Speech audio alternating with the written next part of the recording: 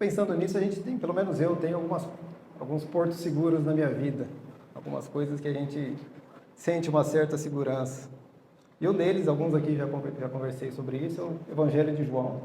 Eu tenho um apreço muito forte por esse livro, por esse Evangelho. Estamos estudando, né, uma sequência de Marcos, mas como então eu não quero atravessar a série que os irmãos estão dando, também vou participar mais para frente. Então eu resolvi trazer uma mensagem mais avulsa, algo que eu já tinha em mente há algum tempo. Aqueles que têm vindo a uma certa frequência, ou mais tempo, e estiveram presentes nas últimas ceias que eu tive falando com os irmãos, podem ter percebido que eu falei algumas coisas a respeito de Cristo como ser humano, né?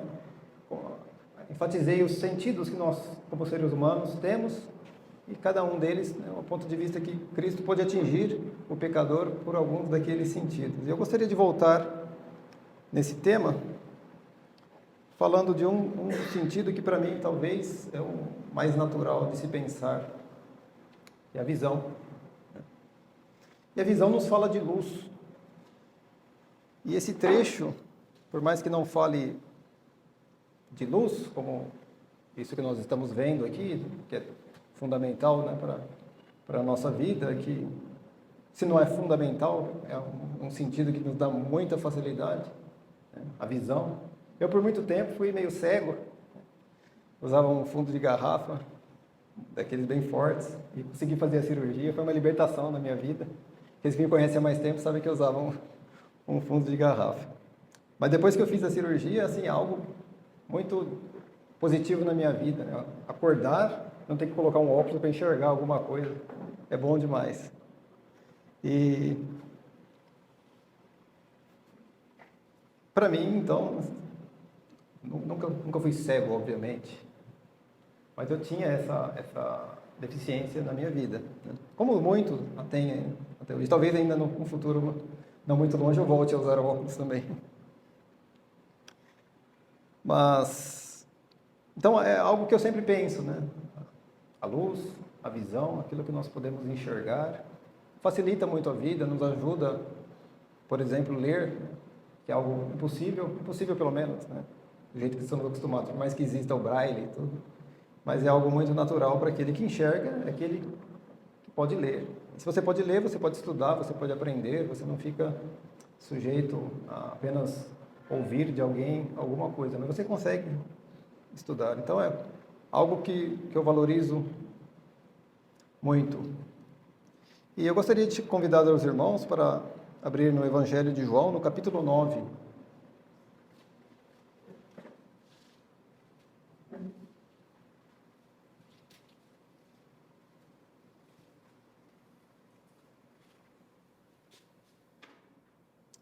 João, capítulo 9.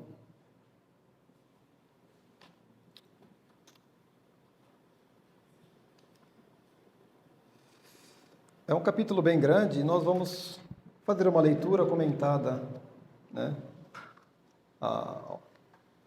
na sequência que temos o capítulo aqui. Eu gostaria de fazer a leitura primeiramente para termos uma ideia, né, do que se trata e depois vamos discutindo alguns pensamentos. Diz assim o texto: Caminhando Jesus viu um homem cego de nascença. E os seus discípulos perguntaram: Mestre, quem pecou, este ou seus pais, para que nascesse cego? Respondeu Jesus: Nem ele pecou, nem seus pais, mas foi para que se manifestassem nele as obras de Deus. É necessário que façamos as obras daquele que me enviou enquanto é dia. A noite vem, quando ninguém pode trabalhar. Enquanto estou no mundo, sou a luz do mundo. Dito isto, cuspiu em terra, e tendo feito lodo com a saliva, aplicou-o aos olhos do cego, dizendo-lhe: Vai, lava-te no tanque de Siloé, que quer dizer enviado. Foi e lavou-se, e voltou vendo. Então os vizinhos e os que dantes o conheciam de vista, como mendigo, perguntavam: Não é este que estava sentado pedindo esmolas? Uns diziam: É ele. Outros: Não, mas se parece com ele. Ele mesmo, porém, dizia: Sou eu. Perguntaram-lhe, pois, como te foram abertos os olhos? Respondeu ele, o homem chamado Jesus fez lodo, untou-me os olhos e disse-me, vai ao tanque de Siloé e lava-te. Então fui, lavei-me e estou vendo. Disseram-lhe, pois, onde está ele? Respondeu, não sei. Levaram, pois, aos fariseus o que dantes fora cego. E era sábado, o dia em que Jesus fez o lodo e lhe abriu os olhos. Então os fariseus, por sua vez, lhe perguntaram como chegara a ver. Ao que lhes respondeu, aplicou lodo aos meus olhos, lavei-me e estou vendo. Por isso alguns dos fariseus diziam, esse homem não é de Deus, porque não guarda o sábado. Diziam outros, como pode um homem pecador fazer tamanhos sinais? E houve dissensão entre eles. De novo perguntaram ao cego, que dizes tu a respeito dele? Visto que te abriu os olhos? Que é profeta, respondeu ele. Não acreditaram os judeus que ele fora cego, e que agora via, enquanto não lhe chamaram os pais, e os interrogaram. É este o vosso filho, de quem dizeis que nasceu cego? Como, pois, vê agora? Então os pais responderam, sabemos que este é o nosso filho, e que nasceu cego, mas não sabemos como vê agora, ou quem lhe abriu os olhos, também não sabemos. Perguntai a ele, idade tem, falará de si mesmo. Isso disseram seus pais, porque estavam com medo dos judeus, pois estes já haviam assentado que se alguém confessar ser Jesus o Cristo, fosse expulso da sinagoga. Por isso é que disseram os pais, ele tem idade, interrogai-o. Então chamaram pela segunda vez o homem que fora cego, e lhe disseram, dá glória a Deus, nós sabemos que este homem é pecador. Ele retrucou, se é pecador eu não sei, uma coisa eu sei, eu era cego e agora vejo. Perguntaram-lhe, pois, que te fez ele? Como te abriu os olhos? E ele lhes respondeu, já vos disse e não atendestes. Por que quereis ouvir outra vez? Porventura quereis vós mesmos, vós também tornar-se seus discípulos? Então o injuriaram e disseram, discípulo dele és tu, mas nós somos discípulos de Moisés. Sabemos que Deus falou a Moisés, mas deste nem sabemos de onde é. Respondeu-lhes o homem, nisto é de estranhar que vós não sabeis de onde ele é, e contudo me abriu os olhos. Sabemos que Deus não atende a pecadores, mas pelo contrário, se alguém teme a Deus e pratica a sua vontade, a este atende. Desde que há mundo, jamais se ouviu que alguém tenha aberto os olhos de um cego de nascença. Se este homem não fosse de Deus, nada poderia ter feito. Mas eles retrucaram, tu és nascido todo em pecado, e nos ensinas a nós? E o expulsaram. Ouvindo Jesus que o tinham expulsado, encontrando-o, lhe perguntou, crês tu no Filho do Homem? Ele respondeu e disse, quem é, Senhor, para que eu nele creia? E Jesus lhe disse, já o tendes visto, e é o que fala contigo. Então afirmou ele, creio, Senhor, e o adorou. Prosseguiu Jesus, eu vim a este mundo para juízo, a fim de que os que não veem, vejam, e os que veem se tornem cegos. Alguns dentre os fariseus que estavam perto dele perguntaram-lhe, acaso também nós somos cegos?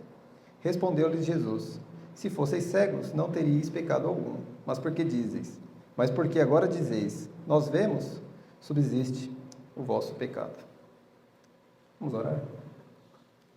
Senhor Deus, muito obrigado, ó Pai, pela Tua palavra, muito obrigado porque ela é poderosa para nos ensinar, para nos instruir, ó Pai, para nos mostrar o nosso erro e para nos mostrar e revelar a Ti, Senhor. Muito obrigado pelo trecho que lemos e pelos pensamentos que teremos agora, que o Senhor possa nos abençoando, ó Deus. Em nome de Jesus Cristo, amém.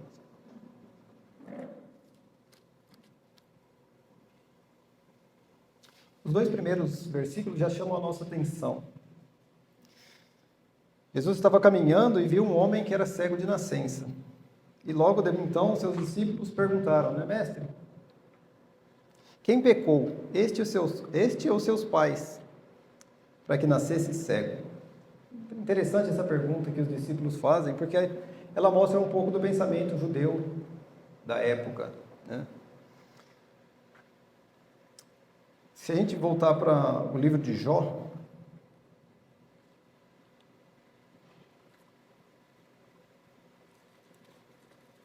capítulo 4, versículo 7.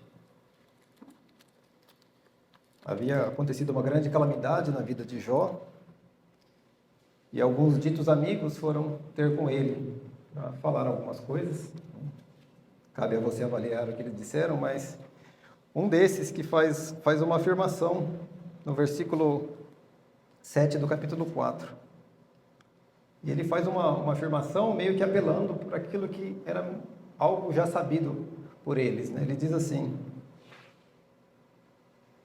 lembra-te, acaso já pereceu algum inocente? E onde foram os retos destruídos? Parece que eles buscam então algo que meio meritório, não sei dizer assim, né? Já pereceu algum inocente? Onde foram os retos destruídos?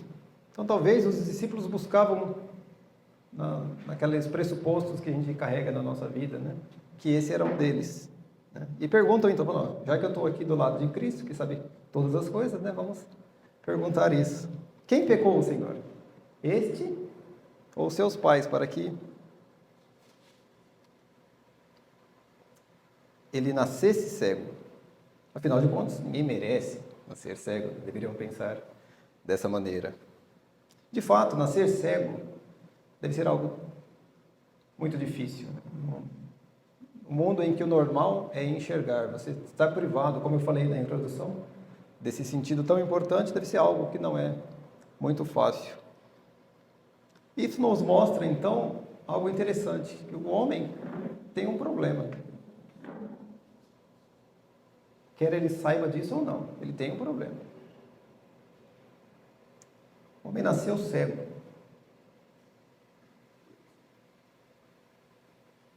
E ele não pode fazer nada a respeito. Quem pecou? Respondendo amplamente, né? Todos pecaram. Ele pecou também, seus pais pecaram. Mas não, Cristo, sabendo, né, a motivação que levou os discípulos a fazer essa pergunta, ele responde corretamente, né? E ele mostra então que se o homem tem um problema, ele veio fazer uma obra. Nós temos cantado essa noite, temos pensado, né? Nosso irmão Natan trouxe o pensamento na ceia justamente sobre isso. O fato de o homem ter um problema. E que triste seria, né, se a história acabasse aqui. Se apenas fizesse uma filosofia sobre a vida daquele homem, falasse palavras bonitas ou verdades questionáveis, não sei, filosofando apenas a respeito da dificuldade daquele homem e seguissem o seu caminho. Que triste seria, não só para eles, para aquele homem específico, mas para todos nós, para todos os homens, porque a palavra diz que todos são cegos, todos nós, todos os homens nasceram nessa condição. Mas Jesus Cristo respondendo, né, no versículo 3, nem ele pecou, nem seus pais. Isso não quer dizer, né, como eu disse, que eram 100% santos. Não era isso, né? Eles perguntaram especificamente por causa daquela dificuldade. Muitos têm pecado, todos têm pecados e nem todos nascem cegos, né? Dizendo assim. Nem ele pecou, nem seus pais, mas foi para que se manifestassem nele as obras de Deus. É necessário que façamos as obras daquele que me enviou, enquanto é dia. A noite vem quando ninguém pode trabalhar. Enquanto estou no mundo, sou a luz do mundo. Então aqui Jesus Cristo, né, primeira vez nesse texto falando sobre luz, né? Jogando luz ao meu texto aqui, né? O fato da pessoa que não enxerga, ela, por definição, não percebe a luz. Mas Jesus Cristo, então, é aquele que resolve o problema do homem, o problema do cego, né? E é interessante, né, que ele fala: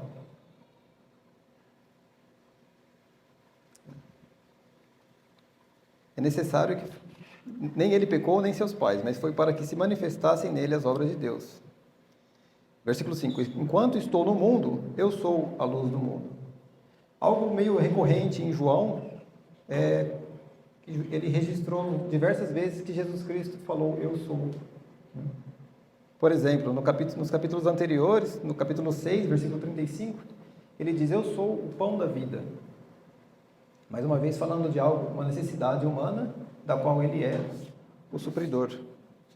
Mais para frente, no capítulo 11, ele diz que ele é a ressurreição e a vida. O homem estava morto, mas ele é a ressurreição e a vida. No capítulo 14, ele vai dizer, eu sou o caminho, a verdade e a vida. E antes dele dizer todas essas coisas, ele diz, no versículo 20 do capítulo 6 de João, eu sou. E quando ele disse essas palavras, aqueles religiosos da época entenderam o que ele quis dizer. Eu sou. Quem nomeou-se como eu sou? Quando Moisés está ali, ele está no deserto e ele vê um espetáculo, ele vê uma sarça que pegava fogo, um arbusto que pegava fogo e não se consumia. Então ele ficou maravilhado com isso e ele chegou para ver aquilo e de fato então a presença de Deus estava ali e conversou com ele e disse que ele tinha um trabalho a fazer. E quando ele perguntou assim, mas quem direi que me enviou?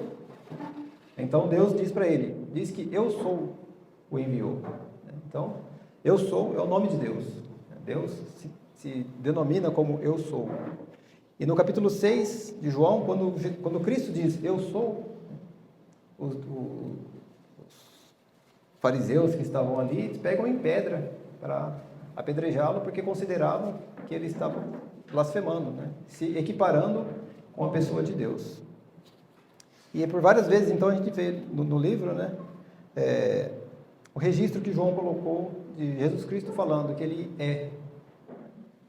E ele é sempre algo que vem ao resgate do ser humano, ao resgate daquele que é pecador. E não ficou apenas no discurso, ele realmente falou, mas então nos versículos 6 e 7 a gente vê que ele realiza uma obra na vida daquele homem.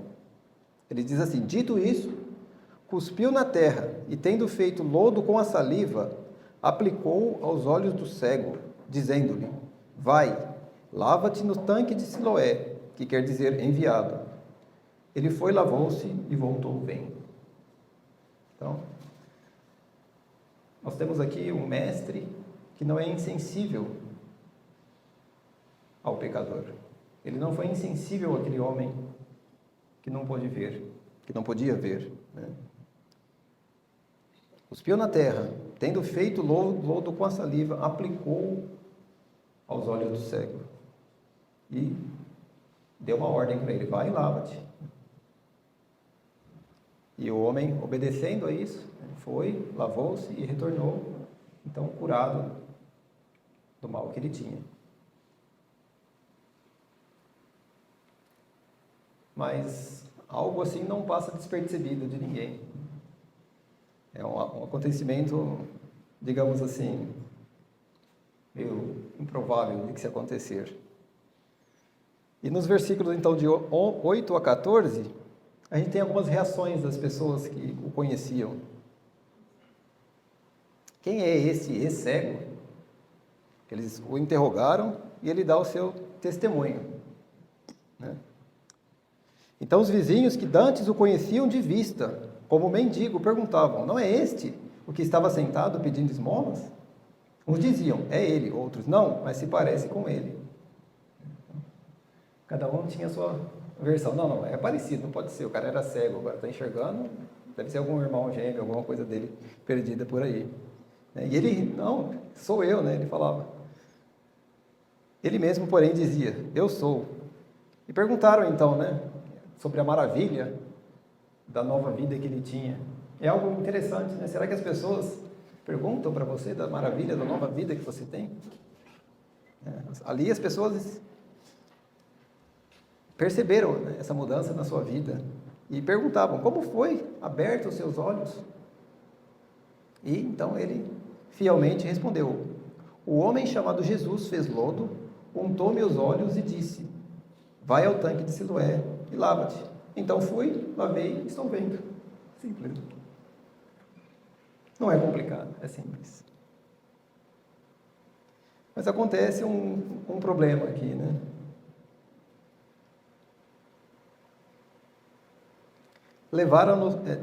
Aí perguntaram onde estava Jesus, né? E ele disse que não sabia. Versículo 13: levaram, pois, aos fariseus o que dantes fora cego. E o versículo 14: e era sábado, o dia em que Jesus fez lodo e abriu-lhe os olhos. Certa vez eu ouvi alguém dizendo que fazer lodo era algo que explicitamente era proibido pela lei mosaica. Então Cristo aqui, então, segundo esses religiosos, estava cometendo um sacrilégio, né? Ele estava violando um dos mandamentos, que era guardar o sábado. Só que nem todos pensavam assim, né? Acho que nos versículos 15 e 16 mostra meio que uma dissensão entre eles. Então os fariseus, por sua vez, lhe perguntaram como chegaram a ver. Ao que lhes respondeu: aplicou lodo aos meus olhos, lavei-me e estou vendo. Por isso, alguns dos fariseus diziam: este homem não é de Deus, porque não guarda o sábado. Diziam outros: como pode um homem pecador fazer tamanhos sinais? E houve dissensão entre eles. E aqui eu estou apenas citando algo que eu li, né? Existiam, acho que, dois tipos aqui, de duas escolas de fariseus, Shammai e Hillel. E elas diziam coisas meio diferentes, né? Uma dizia assim: qualquer um que transgride a lei é um pecador, que é a escola de Shammai. E a escola de Hillel dizia que Jesus fez isso, mas ele realizou uma boa obra. Então, se ele realizou uma boa obra, isso não poderia ser pecado. Então, nem entre eles tinha um consenso sobre o que Jesus tinha feito, né? Se ele era ou não, se o que ele tinha feito era ou não algo pecaminoso. Mas essas pessoas eram muito influentes, principalmente naquela época. Eles tinham muito poder e eles aplicavam esse poder, esse respeito, não sei dizer, através do medo que eles colocavam nas pessoas. E isso fica patente para a gente nos versículos 17 a 22, quando eles vão perguntar para os pais do homem, né? Versículo 17: de novo perguntaram ao cego: que dizes tu a respeito dele, visto que te abriu os olhos? E a insensibilidade quanto à pessoa dele, hein? Ninguém pergunta para ele: nossa, você era cego, que bom que você está enxergando agora. Não. A pessoa que te curou, o que você pode me falar dele? Que é profeta, respondeu ele. Não acreditaram os judeus que ele fora cego e agora via, enquanto não lhe chamaram os pais. E os interrogaram: é este o vosso filho, de quem dizeis que nasceu cego? Como, pois, vê agora? Então os pais responderam: sabemos que é o nosso filho e que nasceu cego, mas não sabemos como vê agora, ou quem lhe abriu os olhos, também não sabemos. Perguntai a ele: idade tem, falará de si mesmo. E isso disseram seus pais, porque estavam com medo dos judeus, pois esses já haviam assentado que se alguém confessar ser Jesus o Cristo, fosse expulso da sinagoga.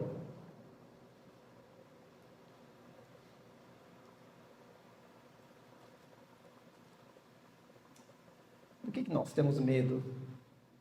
Muitas coisas nesse mundo nos traz medo.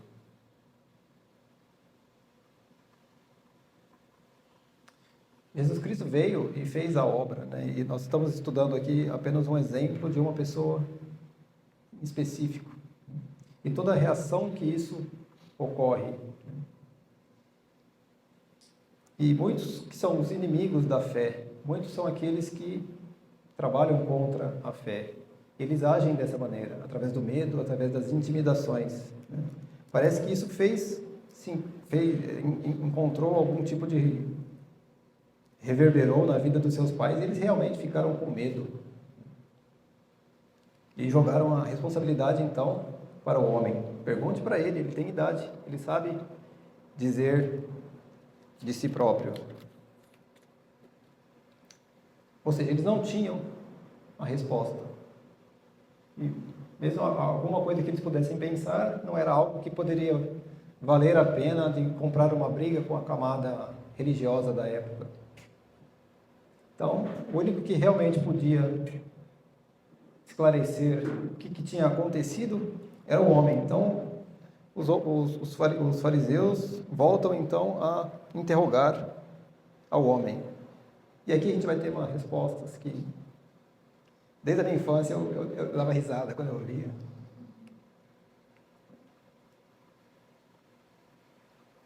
Nos versículos 23 e 24, a gente tem um questionamento pela segunda vez. Diz assim: então chamaram, versículo 24, então chamaram pela segunda vez o homem que fora cego e lhe disseram: dá glória a Deus, nós sabemos que esse homem é pecador. Sabiam, alegavam, né, que Jesus Cristo era pecador.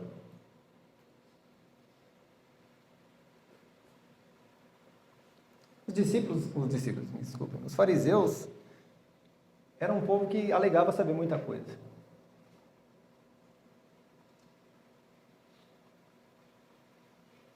Sabiam que Jesus Cristo era pecador.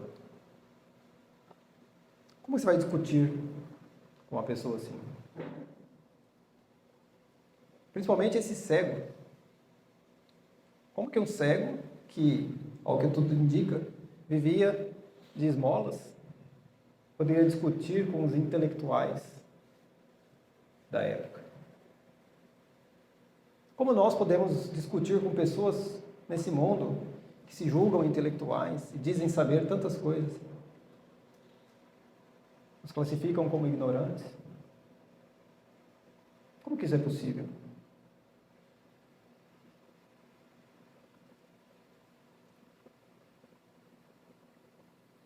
Quem era esse cego? Um mendigo? Talvez um mentiroso que falava por aí que era cego e agora pegaram ele e disse que estava curado. Mas o que esse homem tinha a dizer? Nos versículos 25 a 28 a gente tem o que ele tinha a dizer. Lembrando que era um mendigo, que era cego até poucas horas, não sei, antes disso. Ele retrucou: se é pecador, eu não sei.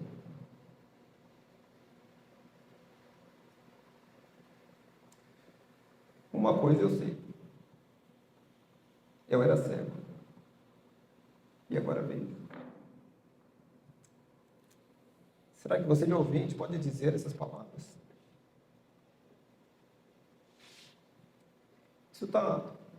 Essas verdades são mais valiosas do que qualquer outra coisa que esse mundo possa nos dizer. Eu era cego. É uma consciência de quem o ser humano é, de quem que ele era.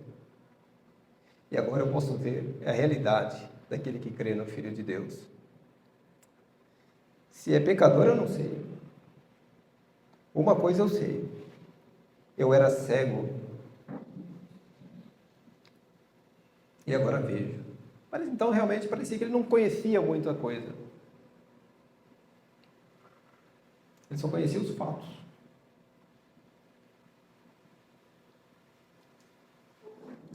Perguntaram-lhe, pois, que te fez ele? Como te abriu os olhos?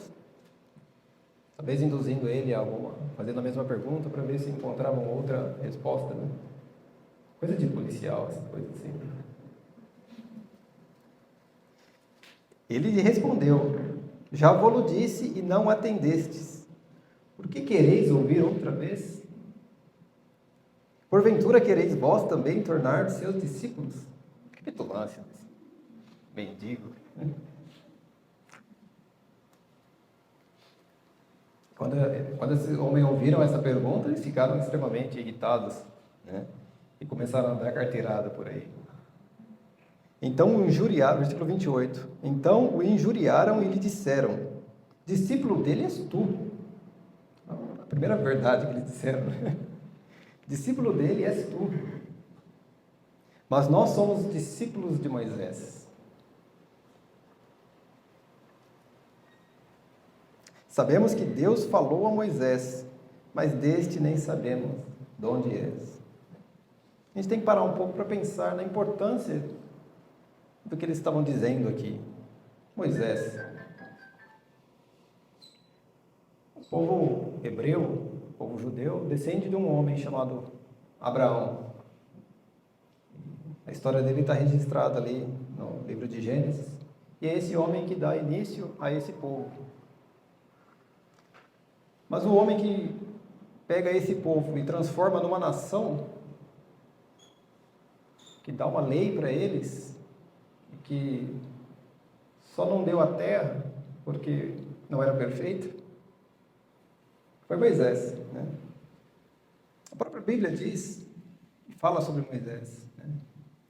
No finalzinho de Deuteronômio, se não me engano, fala que jamais em Israel Deus suscitou um outro profeta como Moisés, que Deus falava face a face com ele. Então, nada mais natural para esses fariseus, não.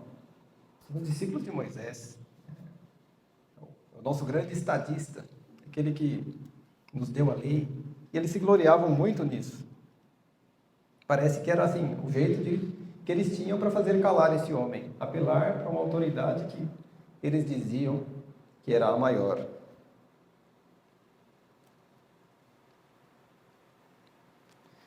Se a gente voltar alguns capítulos no próprio Evangelho de João, capítulo 5,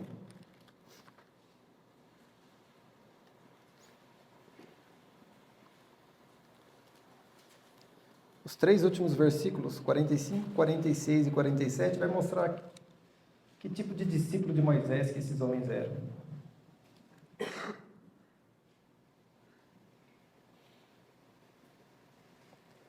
João 6 e 45, Jesus Cristo falando para essa mesma classe de homens.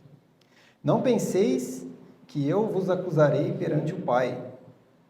Quem vos acusa é Moisés, em quem tendes firmado a vossa confiança. Porque se de fato cresceis em Moisés, também creríeis em mim, porquanto ele escreveu ao meu respeito. Se, porém, não credes nos seus escritos, como crereis nas minhas palavras? Ou seja, era um grande bando de mentirosos, que nem Moisés, que eles alegavam crer, eles criam. E aí, mais uma vez, a gente tem o nosso grande astro aqui da história, fazendo mais um discurso. Versículos 30 a 33.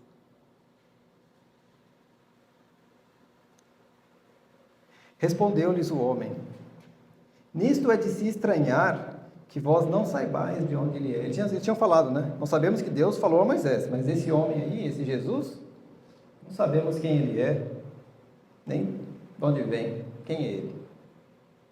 E o homem então responde: nisso é de estranhar que vós não sabeis de onde ele é. Contudo, me abriu os olhos. Como vocês estão deixando passar despercebido alguém assim? Sabemos que Deus não atende a pecadores. Opa, então pera lá. Esse homem aqui sabe algumas coisas sim.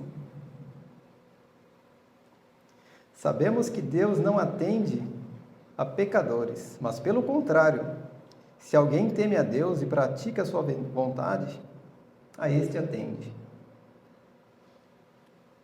Vamos abrir no Salmo 34.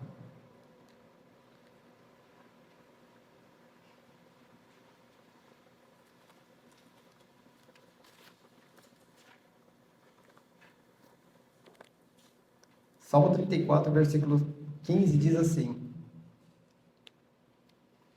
os olhos do Senhor repousam sobre os justos,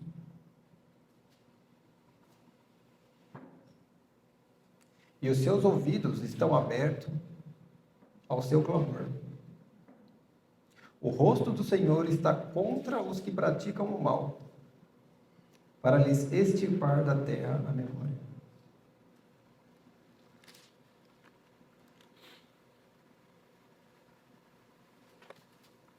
O que o cego pode saber disso? Tempo para estudar depois que ele adquiriu a visão é bem provável. Não vivia na época da internet, você pode puxar um aplicativo e achar um versículo rapidamente. Mas ele diz com confiança e com certeza. E ele diz o que está escrito na palavra. Sabemos que Deus não atende a pecadores, mas pelo contrário, se alguém teme a Deus e pratica a sua vontade, a esse ele atende.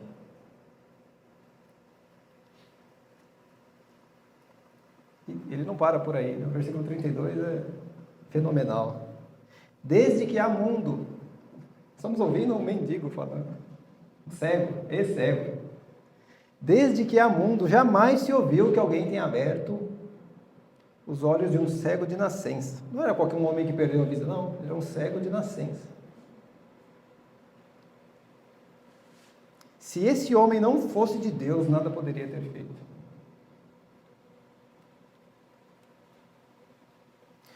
Desde que o mundo é mundo, nunca se ouviu desse milagre. Os fariseus deviam saber disso. Intelectualmente saber, né?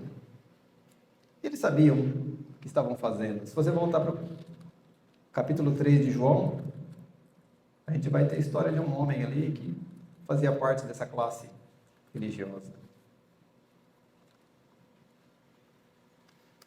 João capítulo 3 diz assim: havia entre os fariseus, ou seja, entre esses que estão aqui questionando a Jesus Cristo, né? Havia entre os fariseus um homem chamado Nicodemos, um dos principais dos judeus. Este foi de noite ter com Jesus e lhe disse, ele disse que eles sabiam. Ele diz assim: Rabi, sabemos que é mestre vindo da parte de Deus. Por quê? Porque ninguém pode fazer esses sinais que tu fazes se Deus não estiver com eles. Aqui a gente vê o jogo virando. Um homem era cego e deixou de ser cego. Mas tinha uma galera ali que era cega, bem cega.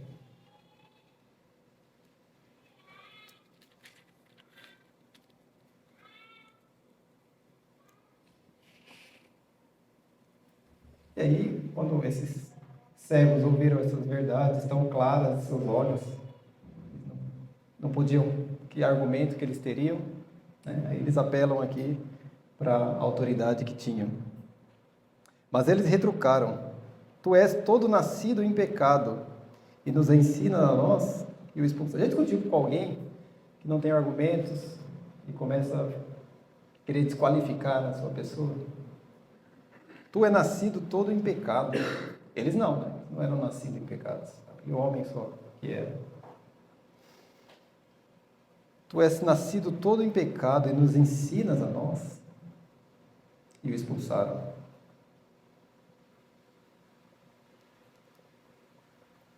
Logo depois que Cristo cura o cego, ele meio que sai de cena. E agora ele volta. E a gente tem de novo aqui as palavras de Cristo a esse homem. Versículo 35. Ouvindo Jesus que o tinham expulsado, encontrando-o, lhe perguntou: crês tu no Filho do Homem? Muito provável que esse cego nunca tinha visto a Cristo, porque quando ele aplicou o lodo nos seus olhos, ele ainda era cego. Ele voltou vendo, não sabemos se ele encontrou novamente. Imaginamos que não, pelo texto nos diz, versículo 36. Ele respondeu e disse: quem é, Senhor, para que eu nele creia? Quem é o Senhor? O que um judeu daquela época poderia saber sobre isso? Vamos abrir mais uma vez no livro de Salmos, Salmo 146.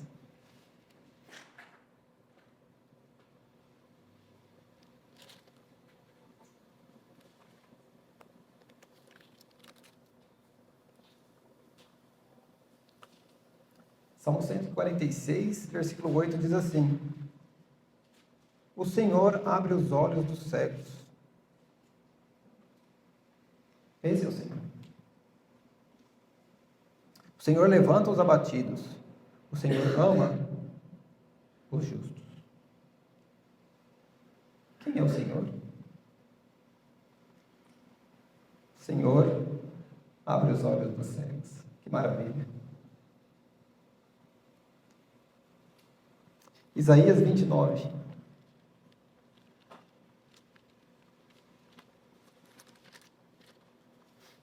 Versículo 18 diz assim: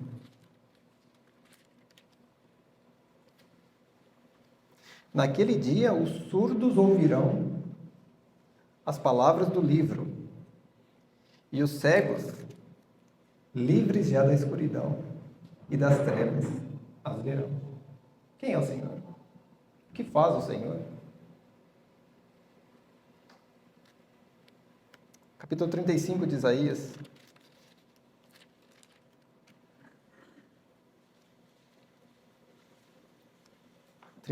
Versículo 5. Então se abrirão os olhos dos cegos e se desimpedirão os ouvidos dos surdos.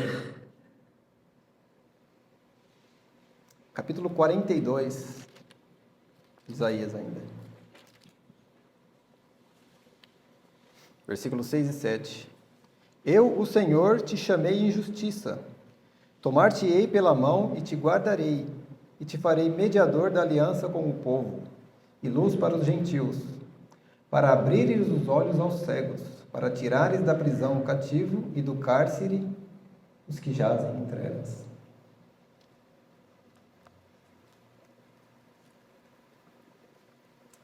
Apenas pelo simples ouvir desse testemunho desse homem, se de fato eles crescem mesmo na palavra de Deus, eles reconheceriam quem é o Senhor, saberiam quem é o Senhor. O homem também perguntou, voltando ao nosso texto, versículo 36, quem é o Senhor para que eu nele creia? E Jesus Cristo maravilhosamente responde para ele: já o tens visto. Dizer isso para uma pessoa que era cega. Já o tens visto. E é o que fala contigo.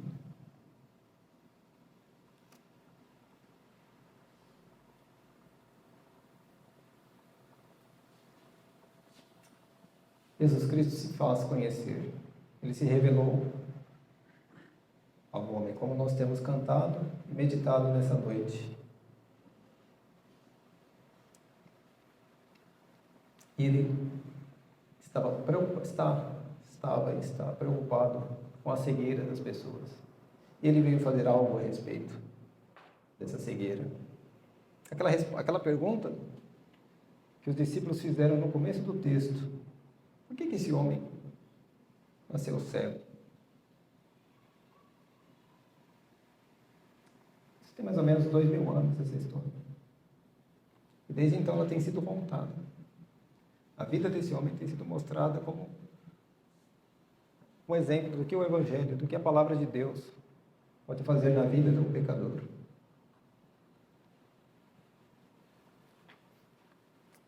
Transformou uma pessoa, um cego, um mendigo, que passou a enxergar mais do que aqueles que clamavam e diziam que enxergavam. A conclusão do nosso texto diz assim, depois da confissão do homem, no versículo 38. Então afirmou ele: creio, Senhor, e o adorou. Prosseguiu Jesus: eu vim a esse mundo para juízo, a fim de que os que não veem, vejam, e os que veem se tornem cegos. E mais uma vez, os fariseus se doeram do que ouviram, porque não é fácil ouvir palavras de condenação. Alguns dentre os fariseus que estavam por perto dele perguntaram: acaso também somos cegos? Nós? Conhecedores da palavra, blá. Respondeu-lhe Jesus: se fosseis cegos, não teríeis pecado algum, mas porque agora dizeis, nós vemos, subsiste o vosso pecado. O cego que passou a enxergar mais do que aqueles que eram mestres, mais do que aqueles que desde a infância liam a palavra. O cego, curado por Cristo Jesus, tinha mais conteúdo no que falava, mais autoridade no que falava. Porque ele falou de algo que ele experimentou na sua vida, que foi a cura por meio de Cristo.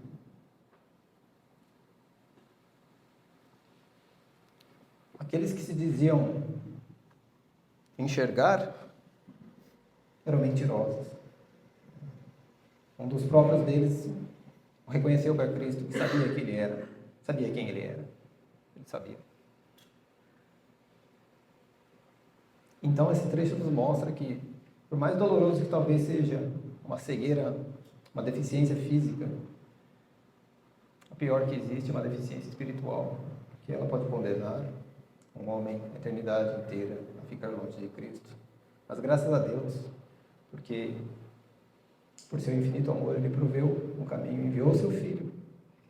Seu Filho veio a esse mundo e viveu, e conviveu com as pessoas, e nos trouxe o Evangelho. Feche seus olhos, vamos fazer uma oração. Senhor nosso Deus, muito obrigado pela Tua palavra, Pai, porque ela é luz para a nossa vida. Obrigado porque o Senhor nos amou de tal maneira que enviou o seu Filho para que todo aquele que nele crê não pereça, mas tenha vida eterna. Obrigado, Pai, porque o Senhor nos amou quando éramos inimigos Teus. Muito obrigado porque o Senhor resolveu o problema das nossas vidas. Éramos cegos, sim, nascemos cegos e miseráveis, ó Pai, mas fomos curados por meio do Teu Filho. Muito obrigado, Deus, por esse culto, por essas mensagens que podemos meditar brevemente, ó Deus, em nome de Jesus Cristo, nosso Salvador. Amém.